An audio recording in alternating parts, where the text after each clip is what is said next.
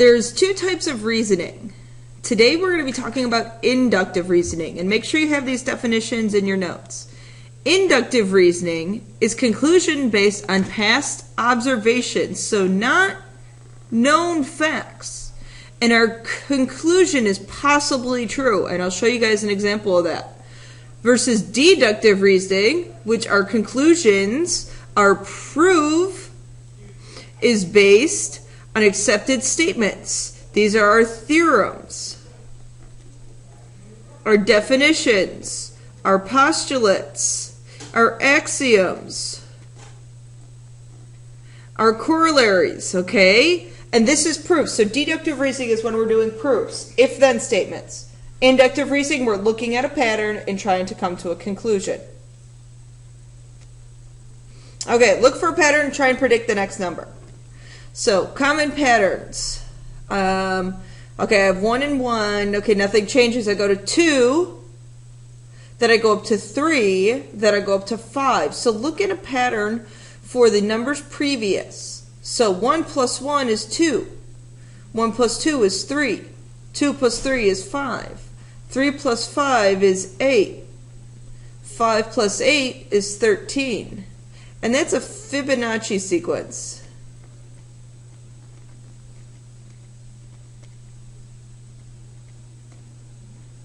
That's a very famous sequence that you see a lot in nature, in acorns. Okay, next one. 1, 8, and 27. Now, they're not going up by the same number. 1 plus 7, 7 plus, oh, that doesn't work. Now look at, is it a perfect square? Is this 1 squared? Is this 2 squared? Is this 3 squared? No, that doesn't work either.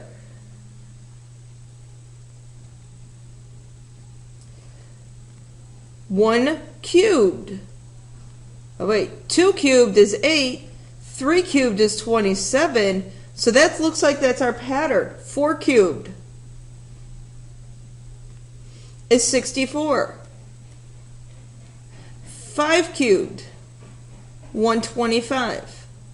So this works out that, yeah, that's our pattern for this one. Number 3. Okay. 3, 6, 12. Okay, well, I'm going to look at their difference. 3 to 6, well, that's a difference of 3. 6 to 12, well, that's a difference of 6. Looks like possibly the difference here could be 12. So if I add 12, I'm going to get 24. 24, not 12. Then, okay, 3, 6, 12, then maybe my difference is 24. Multiplying, essentially doubling each number. So then that's going to be 48. That's one possibility. Another possibility that I was thinking about when I was doing this problem, okay, my difference is 3. My difference here is 6. Maybe my difference goes up by 3s. So maybe my difference here is 9. So that's going to be 21. Then maybe my difference here is 12. So that's 33.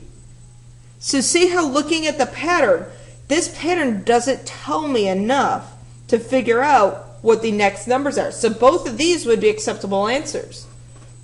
And a lot of times I'm going to ask you guys to explain your pattern because you might see it differently than the guy next to you. And I want to make sure you guys get credit. So make sure you can explain the pattern that you see. Okay. Accept the two statements as given information, state a conclusion based on deductive reasoning. So based on these two previous statements, no conclusion is possible. State no conclusion. Okay, AB is longer than BC. BC is longer than CD. So is there a conclusion I can make about lengths of segments? I can make the conclusion that AB is longer than CD because I know it's longer than BC and BC is longer than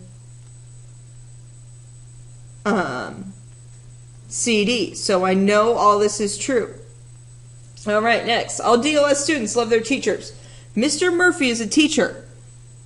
But is there any conclusion we can come to?